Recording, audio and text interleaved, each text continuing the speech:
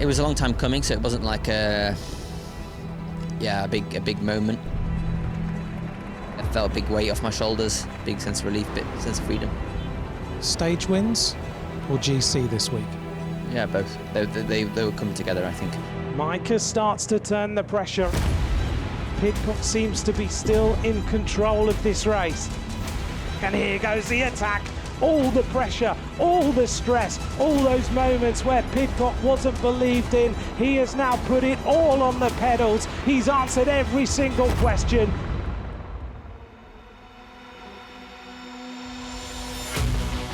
Tom Pidcock seized control of the AlUla Tour yesterday with a brilliant showing on Bir Jida Mountain. But can he keep hold of that green jersey until the end of the race? Well, we probably won't find out today, because this is another one for the sprinters. We're heading from the UNESCO World Heritage Site of Hegra to the Tamer Forts. Tim Muller looked supreme on stage 1, but plenty of other fast men are going to be trying to deny him a second stage win today, and the wind could also be a major factor.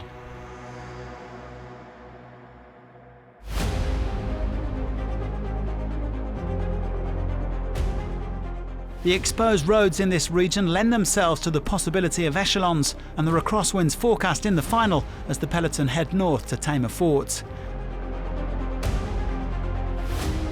The finish is also extremely technical with several twists and turns. Decidedly, this is a stage where anything is possible.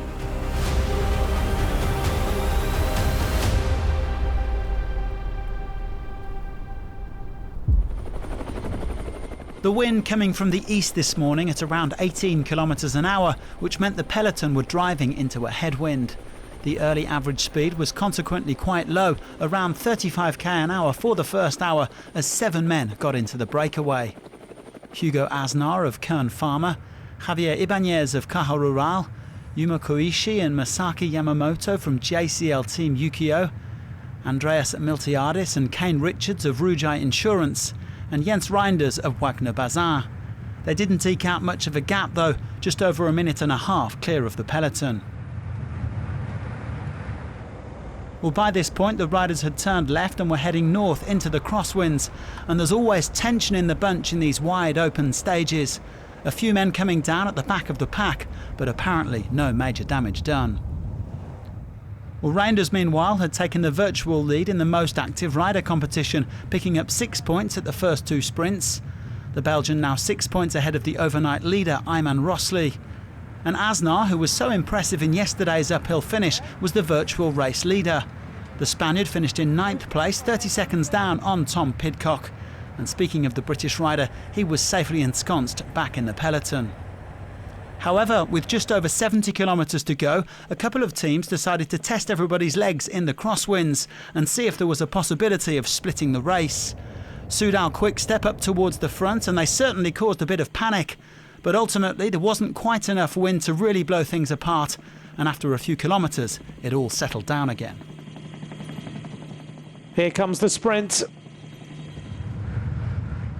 Reinders now opens up the gas, goes to the left-hand side. Big acceleration, drag race between these two sprinters. 3 more points for Reinders at this bonus sprint as he tightened his grip on the orange jersey.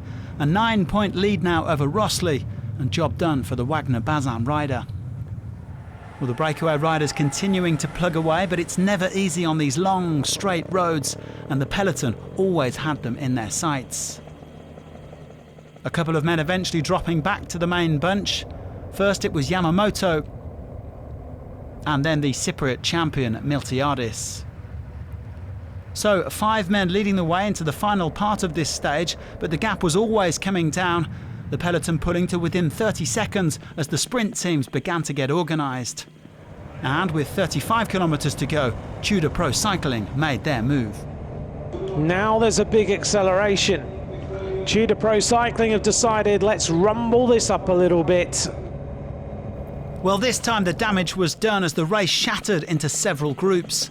Rafał Majka was one of the men to be caught out, the Pole set to lose even more time after his stage 1 crash. And more importantly for the GC battle, Eddie Dunbar was also left behind. The man who began the day 4th overall, 28 seconds down on Pidcock.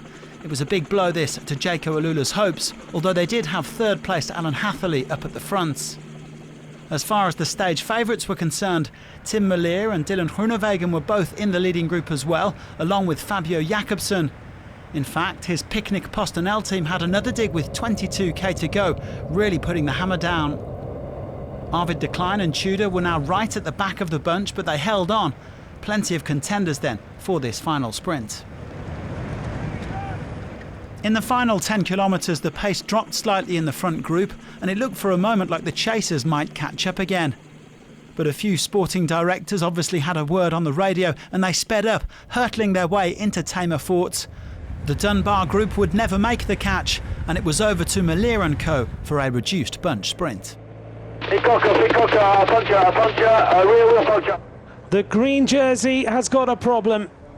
Well, no stress for Pidcock. His issue came in the last 3 kilometres, so he would be credited with the same time as the winner. 300 metres from the line, and Jaco AlUla are looking for Dylan Groenewegen. Where is Groen? Oh, crash right-hand side. Oh, a big crash. A rider hit one of the lampposts on the side, and I hope he is okay, because that was an awful crash. Tim Merlier moves up. Sebastian Milano moves up on the right-hand side. Here we come for this final left-hander. I hope that rider is okay who hit the pole.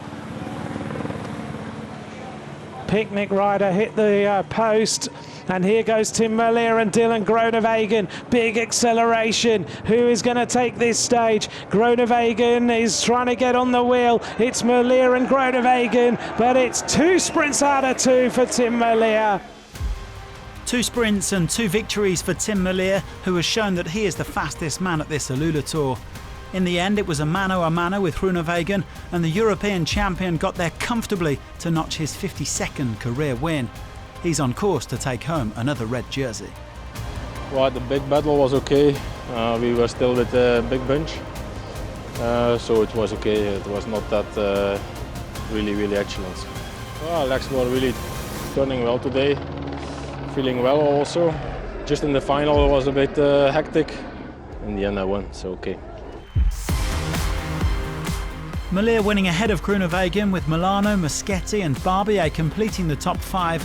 The first chase group lost around 20 seconds, with Dunbar shipping over a minute. Despite his late mechanical, Pidcock remains our race leader by 8 seconds from Rainer Keplinger.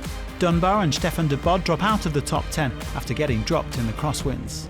Merlier reclaims the red jersey from Pidcock. He is now 9 points clear of Milano, with Groenewegen in 3rd. Odne Holter still leads the youth classification by 4 seconds from Frank van den Broek. And Reinders now has a decent lead over Rossley in the most active rider competition. Join us again on Friday for the Queen stage of this AlUla Tour to the sky views of Harra to Wairid, and thanks for watching.